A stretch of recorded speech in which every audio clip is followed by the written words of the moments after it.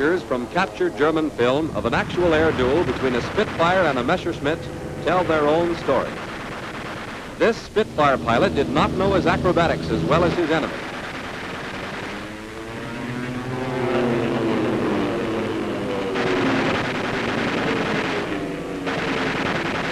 One brave Allied flyer will never have another chance to learn. It's too late to learn when you start playing for keeps.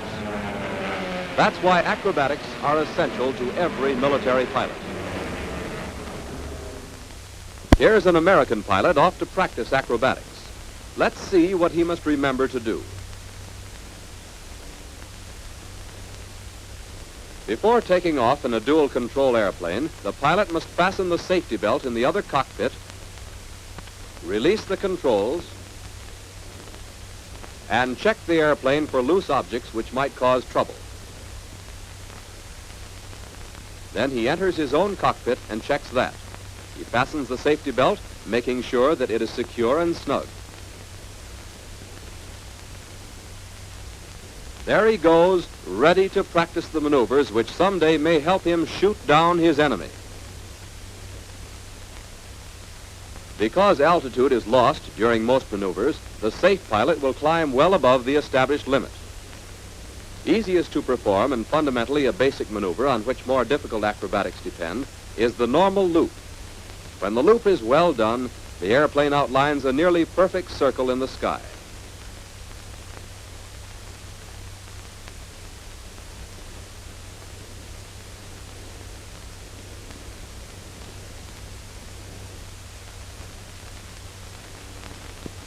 As the pilot noses down to begin his loop, he picks an aiming point, like this road.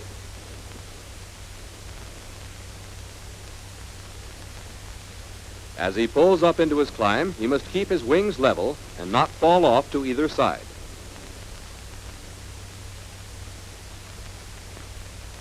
Coming out, he picks up the aiming point again and levels off.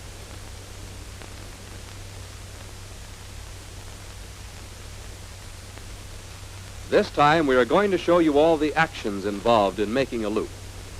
Pick an aiming point or any other definite object. Move the stick forward and open up the throttle for the dive.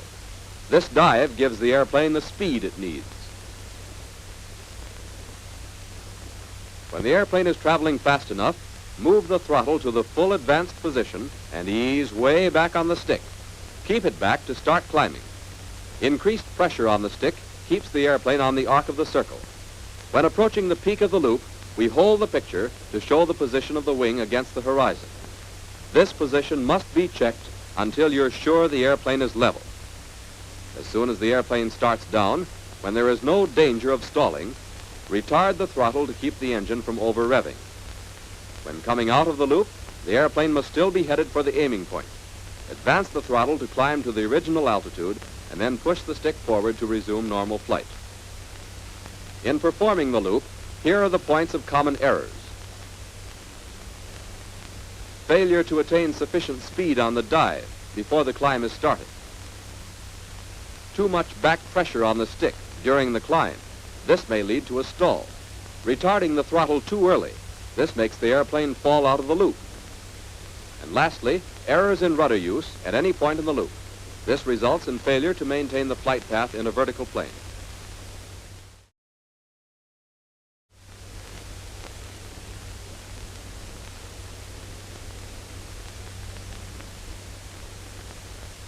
When the stick is in neutral position, the airplane is in level flight and your line of sight is on the horizon.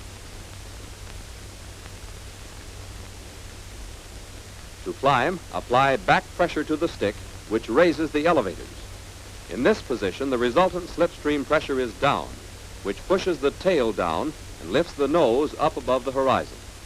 The pilot's line of sight also comes above the horizon, and he knows the airplane is climbing. So, conversely, forward stick lowers the elevators, and the resultant slipstream pressure is up. Now, the pilot's line of sight is below the horizon, and the airplane is diving. A neutral stick will hold the plane at a constant angle of glide, while back pressure will return the airplane to level flight, which can be maintained by returning the stick to neutral and centering the controls. When the airplane is flying straight ahead and the rudder is neutral, the nose remains on one point of the horizon. To change direction to the left, rudder pressure is applied, which will force the tail to the right, yawing the plane to the left. Right rudder pressure, on the other hand, moves the airplane back along the horizon to the right. By neutralizing the rudder, the airplane once again is made to fly straight ahead. In considering the third set of controls, the ailerons, it can be seen that stick pressure to the pilot's left forces the left aileron up, causing a downward force on the plane's left wing. The right aileron goes down, raising the right wing. Thus, the airplane would tend to roll about its longitudinal axis. Contrariwise, stick pressure to the pilot's right forces the left aileron down and the left wing up. Inversely, the right wing goes down. Now, if we were to cause the airplane to roll on its side in a vertical position so that the wings no longer support the airplane, continuing until the airplane is flying on its back, different problems of control effect will arise. The most important thing to remember is that such maneuvers can only be correctly performed by complete coordination of controls. If, for instance, we wish to roll counterclockwise, we apply left pressure to the ailerons and the rudder. This coordination of control causes a motion to the left. As the airplane approaches the vertical position, this continued left rudder would cause the airplane to dive off to the left. To counteract this tendency, right or top rudder must be applied to hold the nose up. This must not be a sudden movement, but a blended change instead. The beginning application of left rudder and ailerons is just what we would have done for a simple turn to the left. Now, to arrest this turning action, we must also apply forward stick pressure for elevator action. As it is now approaching the same relative location the rudder has in normal flight, the elevator deviation will cause the airplane to react as the rudder usually does. Note that the flapping of the elevators in this vertical position is exactly like that of a rudder in normal flight. The continued application of these controls will cause the airplane to rotate further. Let us examine the situation at the moment of inverted flight. Compare the position of the control surfaces to that of the airplane in normal flight. You'll find that the ailerons and rudder are the same as if the plane were right side up. The elevators in this position serve now to keep the airplane from nosing down. But from the pilot's upside down point of view, he is applying right rudder and forward stick. Let's continue our roll now. As the airplane approaches the vertical position again, once more top rudder must be applied, but now it is left rudder. At 90 degrees, the roll is nearing its completion, and you can see that the pilot uses left stick and rudder as he did at the start. As the airplane again approaches the upright position and normal flight is resumed, the forward stick pressure is released and both ailerons and rudder are neutralized. None of these were sudden control movements. All changes were effected by blending the pressures from one position to another. Acrobatic maneuvers cannot be correctly performed without perfect coordination of the surface controls.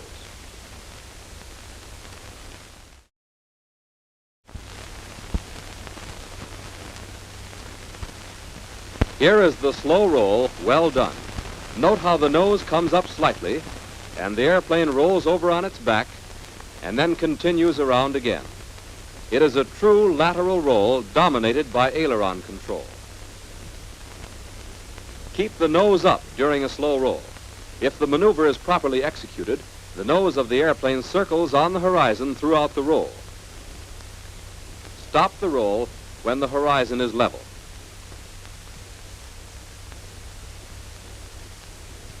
To begin this maneuver, ease the stick to the side to start the roll. Apply an increasing amount of top rudder to keep the nose up. As the airplane approaches the inverted position, neutralize the rudder controls and press the stick forward. As the airplane continues to roll around, apply top rudder again. Ease off to neutralize both stick and rudder as normal flight position is approached. This stops the roll and enables you to resume level flight.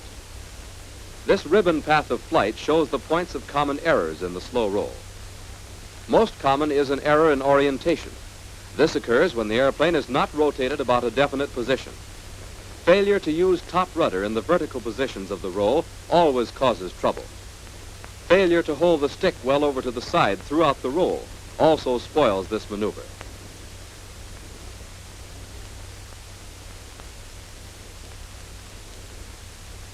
In a snap roll, the airplane rotates one full turn about a horizontal axis, as in a fast tailspin. Keep the nose up for the snap roll, and bring the airplane out with the horizon level.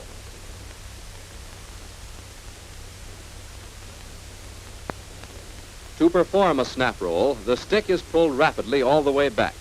At the same time, full rudder is given to start the airplane rolling. Use the aileron slightly if necessary. When nearing the level position, opposite controls are used to bring the roll to a stop. Since the airplane lost airspeed in the maneuver and is near stalling, the nose is lowered before resuming normal flight. In making snap rolls, the more common errors which may spoil the maneuver include too sudden and extreme use of the controls, too high speed during any part of the maneuver, and starting the recovery too late.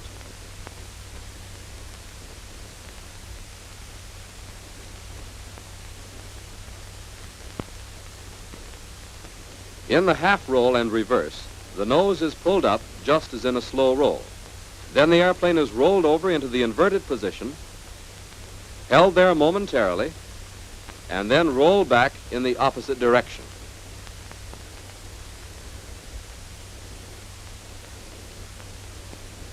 Remember, first roll the airplane to the inverted position. The horizon should be level. Hold it momentarily, and then roll back. Anticipate the return to normal flight by stopping the maneuver when the horizon is level. To make a half roll and reverse, the ailerons are used to roll the airplane over.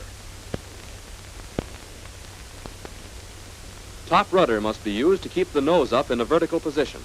Neutralize the controls as the airplane approaches an inverted position, keeping the stick forward to hold the nose on the horizon. Now move the stick to the opposite side to start the airplane rolling back. Again, use the top rudder to hold the nose up. Bring the stick and rudder back to neutral as the airplane moves into normal position.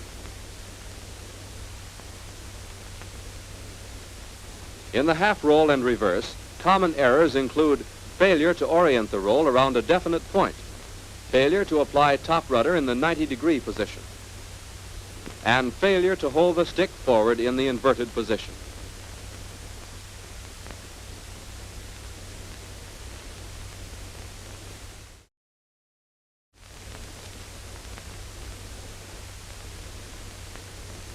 The vertical reverse is a quick change from a steep turn in one direction to a steep turn in the other. The airplane movements are rapid but controlled.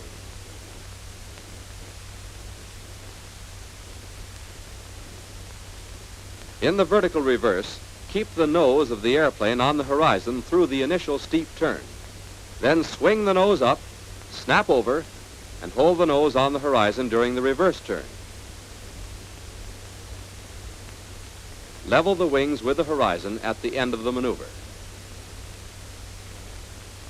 Here is the action. First, put the airplane into a steep turn.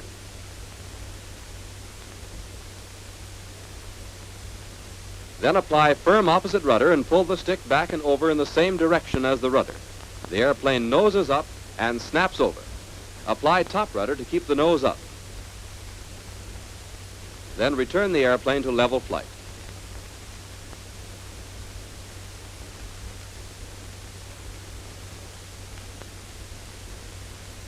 Common errors in the vertical reverse are starting the reverse too soon before the turn is well begun, continued back pressure on the stick after the peak of the maneuver has been reached, and violent movement of the stick which may result in loss of control.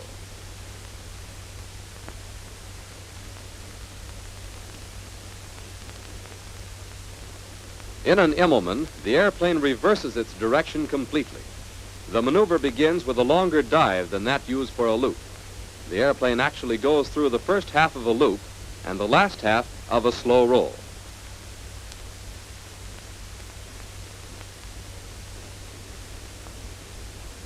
This shows how the dive is held to gain speed. Then pull the airplane up in a half loop to the inverted position, keeping the wings level. Then roll out to the normal flight position. As in the loop, the Immelman begins when the stick is pressed forward for the preliminary dive, but the stick is not pulled back until a 20% higher speed is reached.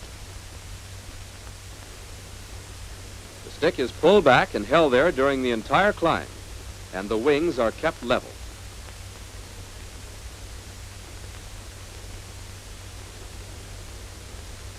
When the inverted position is reached, the stick is pressed forward and to one side to begin the half roll. Top rudder is applied throughout the vertical position in order to keep the fuselage level. Finally, the airplane is put back into level flight.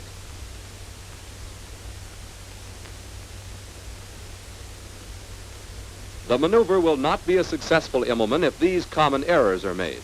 Failure to orient the maneuver toward a definite ground objective. Insufficient speed, which may result in complete failure. And failure to maintain horizontal and level flight during the half roll. Thorough familiarity with all acrobatic maneuvers is a necessary preliminary to actual combat experience. The simple loop, basic for timing and coordination in the use of throttle and elevator. The half roll and reverse, necessary in the development of a fine sense of timing.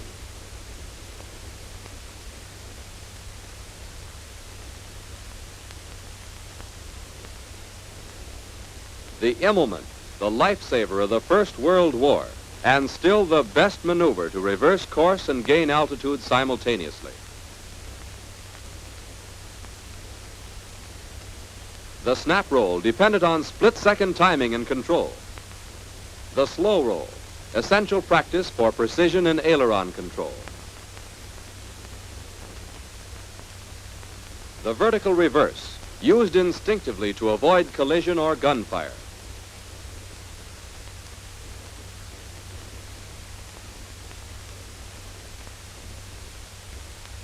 These acrobatics may not be used as complete maneuvers during actual combat, but the precision, timing, and control must be familiar and instinctive reactions when you're up against the enemy.